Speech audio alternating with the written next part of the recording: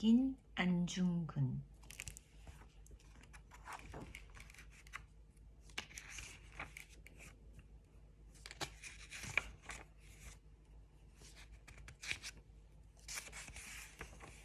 할아버지와 어린 손자. 황해도 해주 수양산 기슭에 있는 안태훈 진사의 집. 안진사의 아버지 안인수는 어느 날 밤 사랑방에 나란히 누운 어린 손자 응칠에게 물었다. 너는 할아버지가 좋으냐, 아버지가 좋으냐? 응칠은 대답하기 곤란한 질문이라서 잠시 망설였다. 그러자 할아버지가 채근했다. 누가 더 좋은지 어서 말해보라니까. 두 분 모두 좋아요. 그래도 더 좋은 사람이 있을 게 아니냐. 내가 말하지 않으니 더 궁금해지는걸. 응칠은 조금 의아한 생각이 들었다. 할아버지가 왜 이러시는 걸까? 가족은 모두가 다 똑같이 소중하고 좋은데 할아버지가 왜 억지를 부리시는 것인지 응칠은 야속하기만 했다. 그래서 볼멘 소리로 대답했다. 굳이 비교해야 한다면 아버지가 더 좋아요. 그러자 할아버지는 일부러 화난 체하며 목소리를 높였다. 그런 줄 몰랐구나. 아버지가 더 좋은데 왜 내 옆에서 자느냐? 가서 아버지하고 자거라.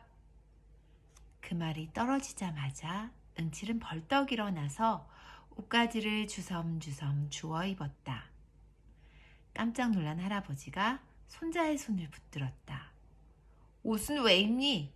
그냥 할아버지가 아버지보다 더 좋다고 하면 될 텐데. 저는 거짓말은 할 수 없어요. 할아버지께서 거짓말하지 말라고 하셨잖아요. 할아버지는 손을 내저으며 겸연쩍게 웃었다. 이 할아버지가 잘못했구나. 그만 자리에 누워라. 아버지한테 가라고 하셨잖아요. 어른이 함부로 말을 바꾸는 것은 옳지 않다고 생각합니다. 바깥은 캄캄하고 추웠다. 게다가 아버지의 방은 할아버지의 방에서 꽤 떨어져 있다. 그러나 5살도 안 된 응칠은 할아버지의 만류에도 불구하고 그대로 밖으로 나가버렸다. 할아버지는 그런 손자를 대견스러운 눈으로 바라보았다. 할아버지는 이따금 교묘한 방법으로 손자 응칠에게 골탕을 먹이고는 즐거워했는데 이렇게 손자를 골리는 것은 단순한 장난이 아니라 교육의 수단일 때가 많았다. 어느 날 응칠이 마당에서 놀고 있는데 할아버지가 불렀다. 응칠아, 이리 오너라. 응칠은 쪼르르 살락방으로 달려갔다. 응칠이 방 안으로 들어가 보니 할아버지는 책상 다리를 하고 앉은 채 꾸벅꾸벅 졸고 계셨다. 응칠은 조심스럽게 할아버지 앞에 무릎을 꿇고 앉았다. 할아버지 부르셨습니까?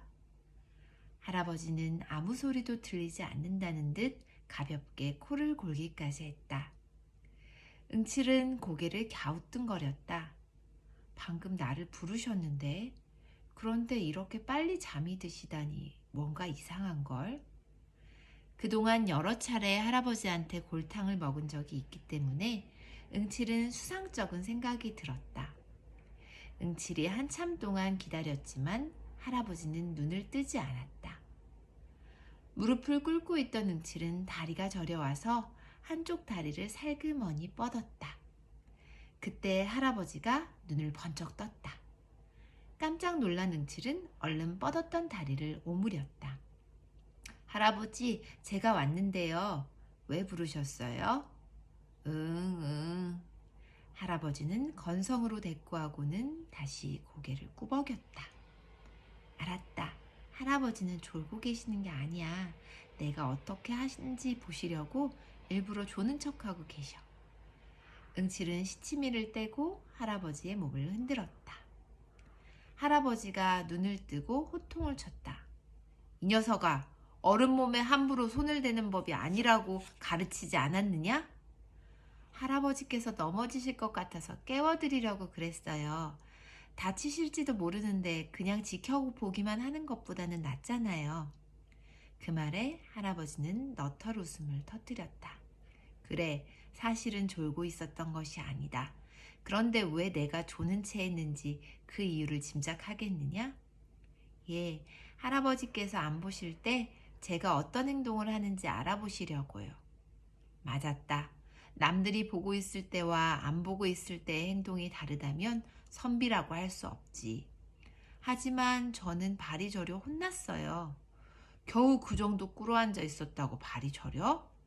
오랫동안 무릎을 꿇고 앉아 있다 보면 저절로 인내심이 길러진단다. 응칠의 눈빛이 반짝였다. 할아버지, 인내심이 뭐예요? 참고 견뎌내려는 마음이지. 인내심이 모자라면 무슨 일이든 제대로 끝낼 수 없어. 큰 뜻을 세우고 실현시키고자 하는 사람은 먼저 인내심을 길러야만 돼. 인내심이란 이처럼 중요한 것이지. 할아버지의 말씀을 가슴 깊이 새기겠습니다. 됐다. 이젠 나가 놀아라.